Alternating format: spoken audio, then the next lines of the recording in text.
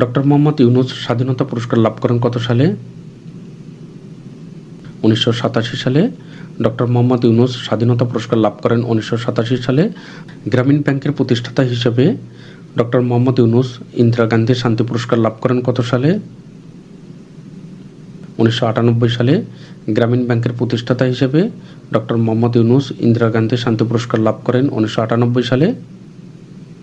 Doctor Mohammad Yunus a banker to the poor গ্রন্থটি রচনা করেন কত সালে? 1999 সালে। Doctor Mohammad Yunus a banker to the poor গ্রন্থটি রচনা করেন 1999 সালে। 3-0 তত্ত্বের প্রবক্তা কে? ডক্টর মোহাম্মদ ইউনূস।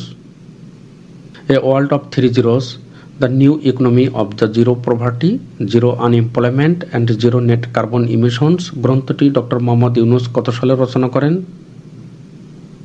2017 সালে। ডক্টর মোহাম্মদ ইউনূস কত সালে জন্মগ্রহণ করেন? 1940 সালে। ডক্টর মোহাম্মদ ইউনূস 1940 সালে জন্মগ্রহণ করেন।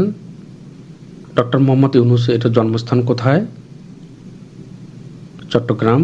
ডক্টর মোহাম্মদ ইউনূস এবং তার প্রতিষ্ঠিত গ্রামীণ ব্যাংক যৌথভাবে শান্তিতে নোবেল পুরস্কার লাভ করে কত সালে? 2006 সালে। ইউনূস সেন্টার চালু হয় কত সালে? 2008 সালে।